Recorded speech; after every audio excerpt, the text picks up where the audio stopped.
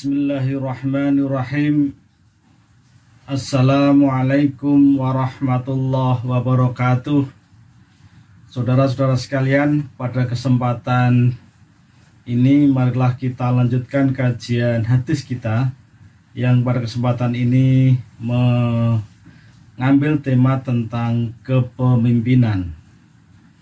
Saudara sekalian, ada 3 hadis yang saya sampaikan pada kesempatan ini. Yang pertama adalah hadis Bukhari nomor 6605 atau juga di dalam Lu'lu' wal Marjan hadis yang ke 1199, bahwa dinyatakan di situ setiap muslim adalah pemimpin. An Abdillah bin Umar radhiyallahu anhuma anna Rasulullah sallallahu qala Allah kulukum ra'in wa kulukum mas'ulun an ra'iyatihi wal imamul ladzi 'alan nasi ra'in wa huwa mas'ulun an ra'iyatihi wa rajulun ra'in 'ala ahli baitihi wa huwa mas'ulun an ra'iyatihi wal mar'atu ra'iyatun 'ala ahli baiti yujiha wa walaitihi wa ya mas'ulun anhum wa abdu rajulun ra'in ala mala sayyidiya wa mas'ulun anhum alla fakullu ra'in kullukum ra'in wa kullukum mas'ulun an ra'iyatihi. Abdullah bin Umar radhiyallahu anhu menceritakan bahwa Nabi Muhammad SAW bersabda, ketahuilah bahwa setiap kalian adalah pemimpin dan setiap kalian akan dimintai pertanggungjawaban atas apa yang dipimpin. Seorang penguasa yang memimpin rakyat banyak akan dimintai pertanggungjawaban atas apa yang dipimpinnya. Setiap kepala keluarga adalah pemimpin anggota keluarganya dan dia akan dimintai pertanggungjawaban atas apa yang dipimpinnya. Dan begitu juga istri pemimpin terhadap keluarga atau rumah tangga yang dipimpinnya, juga anak-anaknya, dan dia akan dimintai pertanggungjawaban terhadap mereka. Dan begitu juga seorang budak juga pemimpin terhadap harta tuannya, dan nanti akan dimintai pertanggungjawabannya terhadap apa yang mereka pimpin. Ketahuilah bahwa setiap kalian adalah bertanggung jawab apa yang dipimpinnya. Saudara-saudara sekalian, hadis ini menarasikan kepada kita bahwa pada dasarnya adalah setiap orang itu pemimpin.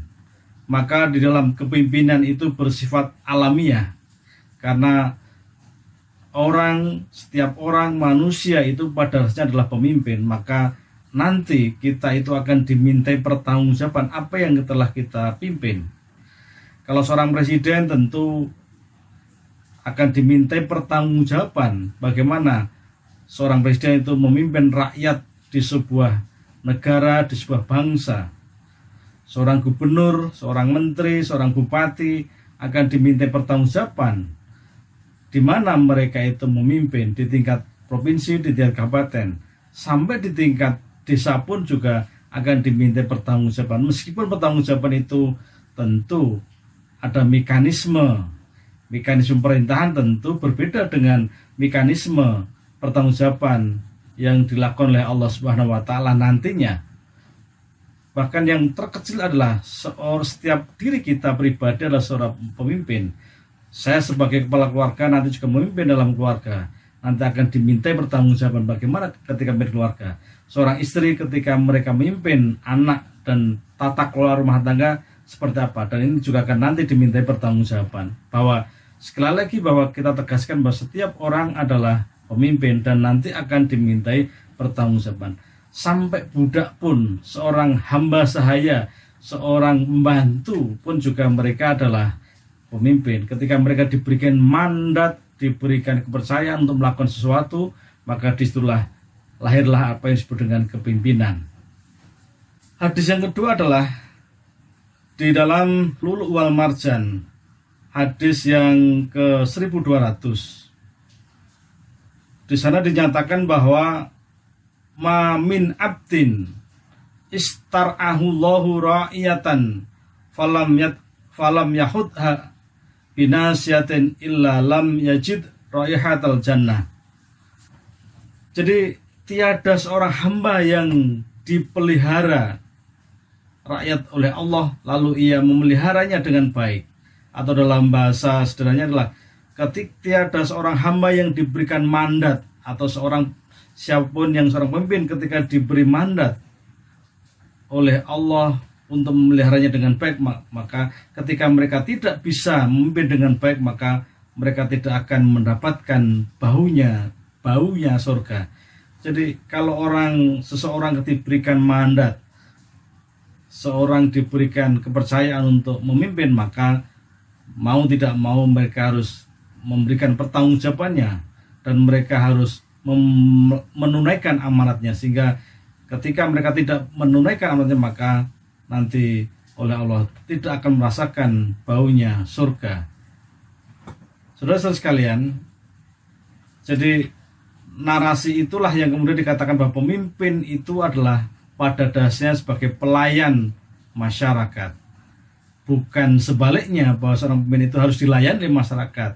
Tapi yang terpenting, hadis ini menjelaskan bahwa ketika seorang pemimpin itu tugasnya adalah melayani masyarakat, tugasnya memuliakan masyarakat. Atau bahasa sederhananya adalah seorang pemimpin saat ini adalah memuliakan rakyatnya, melayani rakyatnya. Bukan sebaliknya, mereka minta dilayani seorang pemimpin itu.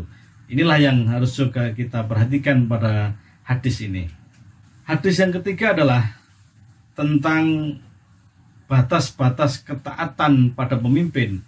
Ini dalam hadis Bukhari, hadis yang ke 2735, atau juga disebutkan dalam Lu'lu' wal Marjan, hadis yang ke 1205, bahwa mendengar dan taat adalah kewajiban selama tidak diperintahkan berbuat maksiat.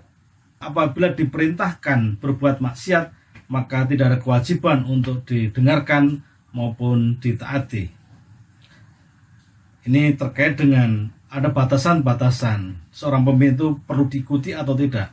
Tapi pada dasarnya di dalam hadis ini menyatakan bahwa mendengar seorang pemimpin, ketika memimpin itu harus ditaati, karena hak dari seorang pemimpin itu adalah kewajiban-kewajiban itu ditaati. Tetapi ada batasnya. Apabila seorang pemimpin itu memerintahkan berbuat maksiat, maka tidak ada kewajiban untuk ditaati maupun untuk didengarkan. Saudara sekalian, bahkan di riwayat lain dikatakan bahwa ada sebuah kisah yang menyatakan bahwa jadi ada sahabat, namanya adalah sahabat Ansor, itu tiba-tiba ia marah kepada anggotanya. Mereka berkata, tidakkah Nabi SAW telah menyuruh kalian untuk menurut kepadaku? Jawab mereka adalah, benar, saya diperintahkan supaya tunduk kepada kalian. Maka kemudian, ayo silahkan, supaya mengumpulkan kayu dan menyalakan api. Kemudian seorang Ansor tadi meminta di antara kalian yang memukul kayu menyalakan api, dan ketika di salah satu sahabat disuruh masuk ke dalam api, kemudian salah satu sahabat yang lain mereka berseru, mengapa kamu tidak mengikuti perintah saya karena saya pemimpin? Kemudian dia menjawab, apakah kami akan masuki? Kemudian tidak lamalah padam api itu, dan kemudian reda, dan pemimpin itu reda dalam marahnya. Kemudian kejadian itu disampaikan kepada Nabi. Nabi mengatakan, kamu wajib ditaati hanya ketika hal-hal itu menyangkut tentang kemaksiatan, tentang yang membahayakan, maka janganlah diikuti. Itu adalah kata Nabi. Ini hadis yang termaktub dalam hadis Bukhari yang ke 6612. Saudara-saudara sekalian, apabila dari ketiga hadis ditambah tadi kisah hadis yang keempat tadi, ada beberapa yang bisa kita sampaikan di sini tentang nilai-nilai dasar kepemimpinan. Dari 3 hadis tadi, hadis yang pertama tadi menyangkut masalah bahwa menyatakan bahwa setiap seseorang itu sebagai pemimpin dan akan dimintai pertanggungjawaban dalam kepemimpinan itu. Yang hadis yang kedua adalah tadi tentang bahwa pada dasarnya pemimpin itu sebagai pelayan, bukan dilayani. Yang ketiga adalah batas-batas ketaatan.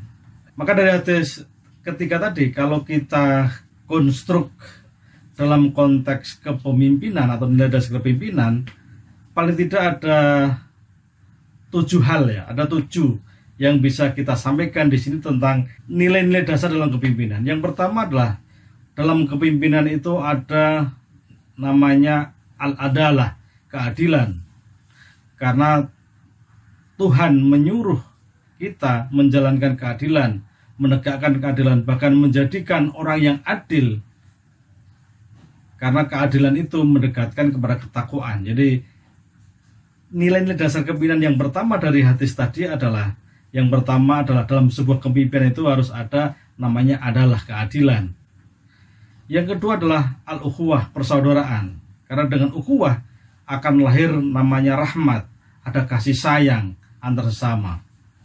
Dan yang ketiga adalah namanya al-musawwah atau persamaan. Karena dengan al-musawwah, persamaan itu, maka dalam sebuah kehidupan itu tentu akan lebih baik. Tidak ada diskriminasi, tidak ada kelas-kelas sosial, karena ada persamaan. Yang keempat adalah asyura, bermusyawarah. Karena asyura ini atau bermusyawarah itu adalah dalam rangka untuk memudahkan urusan dan hajat bersama. Akan dimudahkan ketika asyura itu dijadikan sebagai nilai-nilai dasar kepemimpinan. Yang kelima adalah namanya at-ta'ududiyah, ada keragaman. Jadi keragaman, karena kalau kita pernah membaca Quran, kita temukan bahwa kita oleh Allah diciptakan Syu'uban wa qabail dalam surat Al-Hujurat itu, karena bersuku-suku berbangsa-bangsa, li ta'arafu, saling kenal mengenal. Maka ta'ududiyah keragaman itu saling kenal mengenal dan saling memahami. Untuk apa? Untuk kemuliaan. Yang keenam adalah asilm atau perdamaian, atau assalam, silem, perdamaian. Nah, perdamaian itu untuk dalam rangka untuk mewujudkan kesejahteraan dan kemakmuran. Yang ketujuh adalah namanya al-mas'uliyah. Artinya setiap dalam kepemimpinan itu harus bisa dipertanggungjawabkan. Karena dengan kesungguhan di dalam memimpin itulah akan melahirkan namanya ampunan. Saudara-saudara sekalian, kemudian apa sih sesungguhnya tujuan dari sebuah kepemimpinan itu?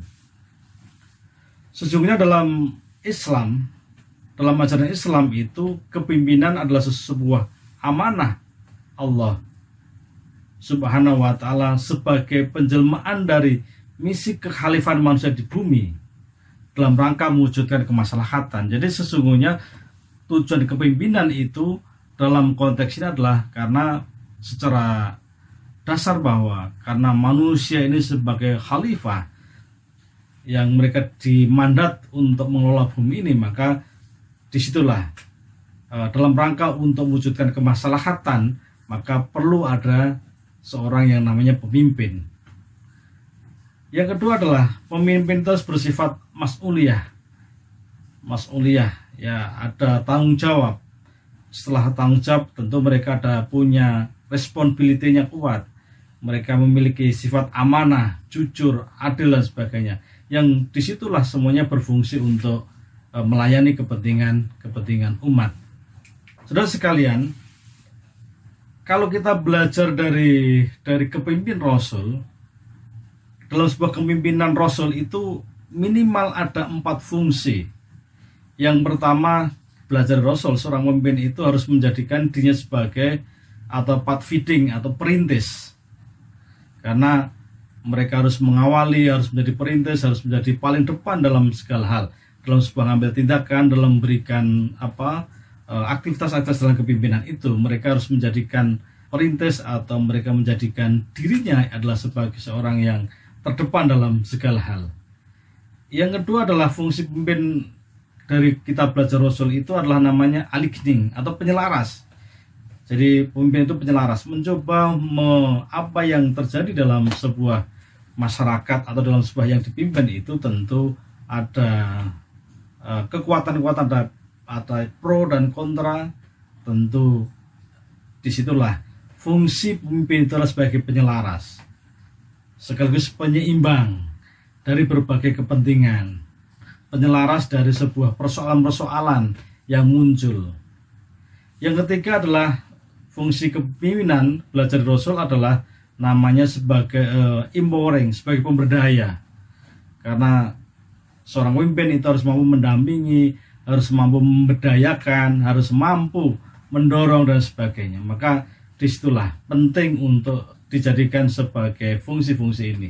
Dan yang terakhir adalah seorang pemimpin itu memiliki fungsi, atau kita belajar Rasul itu harus menjadikan pemimpin itu menjadi modeling, menjadi contoh, menjadi tauladan. Inilah yang kemudian menurut kita bahwa saat ini dalam kepemimpinan itu minim sekali tentang keteladanan atau modeling. Nah, ini kita belajar dari teori-teori. Karena dalam kepemimpinan itu, kalau menurut Gideon adalah kepemimpinan itu adalah memberdayakan dalam teori strukturisasi. Jadi seorang struktur, kemudian di situ ada agen, maka pemimpin sebagai sebuah agen dalam struktur itulah kemudian mempunyai fungsi-fungsi memberdayakan. Ini dalam teori-teori ilmu sosial. Saudara-saudara sekalian, maka tugas utama seorang pemimpin kalau dalam konteks kekinian, tentu kalau pemimpin yang dalam sebuah kelembagaan, maka salah satu tugas pemimpin itu adalah mengambil sebuah keputusan. Jadi kalau dalam sebuah lembaga, dalam sebuah kelompok, maka kepemimpinan itu harus salah satu tugas pokoknya adalah mengambil keputusan. Ini tugas pemimpin, karena pemimpin atau yang dalam bahasa ilmunya disebut dengan leader. Berarti di situ kalau bicara leader, maka proses-proses dalam sebuah pengambilan keputusan itu tentu berasal dari bottom up. Jadi dari bawah ke atas, bukan top down. Berbeda dengan kepala. Kalau kepala dari atas ke bawah, tapi seorang pemimpin itu harus selalu menggunakan pola-pola namanya bottom up, dari bawah ke atas, kemudian dari atas kemudian diambil sebuah keputusan. Ini adalah hal-hal yang saya kira menjadi penting dalam konteks kepemimpinan. Oleh karena itu, sekali lagi dalam hadis tadi, dalam ketiga hadis yang kita sampaikan tadi adalah yang pertama menyangkut masalah bahwa secara alamiah kita itu sebagai pemimpin. Yang kedua hadis bahwa pemimpin itu menjadi sebagai pelayan, bukan dilayani. Dan yang ketiga itu adalah bahwa ketika kita itu menjadi pemimpin, itu kita tidak bisa harus kemudian menganjurkan mereka untuk maksiat. Maka batasan-batasan, ada batasan dalam ketaatan. Maka tadi apa yang saya sampaikan dari mulai dari fungsi kepemimpinan, tujuan kepemimpinan maupun nilai dasar kepemimpinan itu saya kira penting untuk difahami dalam konteks ketiga hadis tadi. Terima kasih. Assalamualaikum warahmatullahi wabarakatuh.